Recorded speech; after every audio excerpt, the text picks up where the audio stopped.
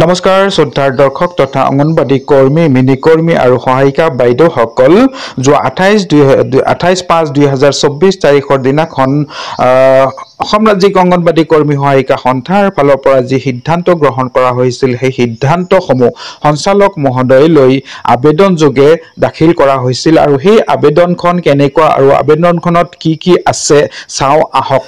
তাৰ আগতে এটি ৰিকুৱেষ্ট, যদি চেনেলটোত আপুনি প্ৰথম প্ৰৱেশ কৰিছে তেন্তে সাবস্ক্ৰাইব কৰিবলৈ নাপাহৰিব। ধন্যবাদ। অসম ৰাজ্যিক অঙ্গনবাদী কৰ্মী আৰু সহায়িকা সন্থা অমল ভৱন চানমাৰী কলনী পূব নিজৰাপাৰ গুৱাহাটী।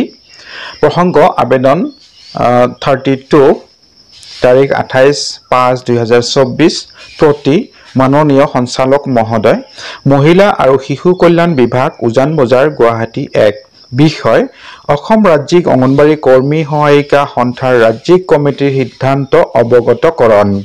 মহোদয় নমস্কাৰ গ্ৰহণ কৰিব। আমি অসম ৰাজ্যিক অঙ্গনবাদী কৰ্মী সহায়িকা সন্থাই সন্মান সহকাৰে আপোনাক জনাও যে মাননী বৃদ্ধিৰ প্ৰস্তাৱ চৰকাৰীভাৱে ঘোষণা কৰাৰ দাবীত বৰ্তমানেও অসহযোগ আন্দোলন চলি আছে। এই সময়ছোৱাত কেইবাবাৰো আপোনাৰ লগত আলোচনা হৈছে। আলোচনাৰ সুযোগ দিয়াৰ বাবে আপোনাক সংগঠনৰ তৰফৰ পৰা ধন্যবাদ জনাইছো। অসহযোগ আন্দোলনৰ সময়ত আমি পোষণকে ধৰি কেন্দ্ৰৰ সকলো সেৱাৰ পৰা বিৰত আছিলো, কিন্তু আপোনাৰ সৈতে হোৱা কেইবালানিও আলোচনাত আপোনাৰ তৰফৰ পৰা পোৱা ইতিবাচক সঁহাৰিৰ প্ৰতি সন্মান জনাই আমি কেন্দ্ৰৰ কাম-কাজ ICDSৰ সেৱাত যোগদান কৰিছিলো, যদিও পোষণ ট্ৰেকাৰৰ মাধ্যমত ৰিপৰ্ট দিয়াৰ পৰা বিৰত আছিলো।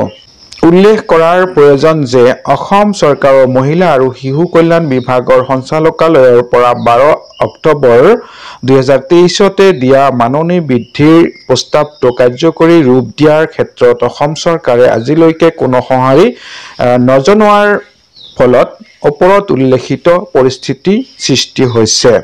শেহতীয়াভাৱে আপোনাৰ সৈতে হোৱা আলোচনা আৰু প্ৰস্তাৱ কাৰ্যকৰী কৰাৰ দিশত আপোনাৰ উপযুক্ত পদক্ষেপৰ প্ৰতি সন্মান জনাই সংগঠনটোৰ ৰাজ্যিক কমিটিয়ে তলত উল্লেখ কৰা সিদ্ধান্ত গ্ৰহণ কৰে। 1 নম্বৰ, মহিলা আৰু শিশুসকলৰ হিত লাভৰ বিষয়টো বিবেচনা কৰি ৰাজ্যিক সন্থাৰ অসহযোগ কাৰ্যসূচী সাময়িকভাৱে স্থগিত ৰখা হ'ল, কিন্তু দাবী আদায় নোহোৱা পৰ্যন্ত আন্দোলনৰ কাৰ্যসূচী অব্যাহত থাকিব। অৰ্থাৎ এতিয়াৰে পৰা ICDSৰ সেৱাও চলিব আৰু কেন্দ্ৰৰ সেৱা অব্যাহত ৰাখি আন্দোলন সংগ্ৰাম চলিব।